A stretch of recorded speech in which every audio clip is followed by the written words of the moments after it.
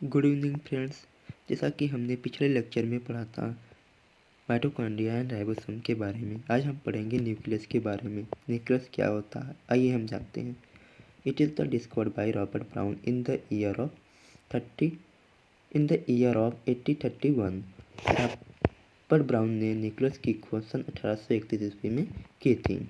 It is not present in RBC, ये हमारे RBC के सेल में नहीं पाई जाती। हमारा जो न्यूक्लियस है वो आरबीसी के सेल में नहीं होती है।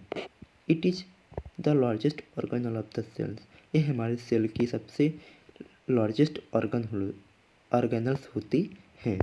Nucleus present in the centre of the cells, जो न्यूक्लियस है वो हमारे सेल के सेंटर में पाई जाती है।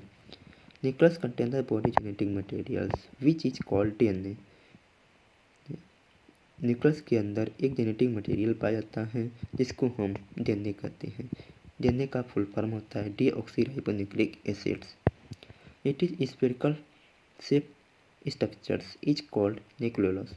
हमारे न्यूक्लियस में एक गोल संरचना पाई जाती है जिसको हम न्यूक्लियोलस बोलते हैं। Thread like structures is called chromatin. हमारे न्यूक्लियस में एक धागे जैसी संरचनाएं होती हैं जिसको हम क्रोमेटिन कहते हैं। It is divide the chromatin और कॉल्ड क्रोमोसोम्स। जो हमारा क्रोमेटिन है वो आगे चलकर डिवाइड होकर क्रोमोसोम का निर्माण करती है। Nuclear membrane is similar to the plasma membrane. जो न्यूक्लियर मेम्ब्रेन है वो हमारे प्लाज्मा मेम्ब्रेन के समान होती है। आइए हम इसके मेन फंक्शन के बारे में पढ़ते हैं। Control the metabolic activity of the cell, ये हमारे सेल के मेटाबॉलिक एक्टिविटी को कंट्रोल करती है। Formation of ribosome and RNA, यह हमारे राइबोसोम और आरएनए का फॉर्मेशन करती है। प्रोटीन सिंथेसिस करती है। Storage of DNA RNA and ribosome, यह स्टोर करती है डीएनए आरएनए एंड राइबोसोम को। जैसा कि हमने डीएनए का फुल फॉर्म बताया था अभी ऊपर, डीऑक्सीराइबोन्यूक्लिक एसिड। एंड आइए अब हम जानते हैं आरएनए का फुल फॉर्म क्या होता है, राइबोन्यूक्लिक एसिड्स।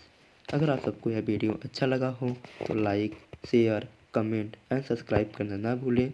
ऐसे वीडियो पाने के लिए हमारे चैनल को सब्सक्राइब करें। Thank you so much watching for video. मिलते हैं नेक्स्ट वीडियो।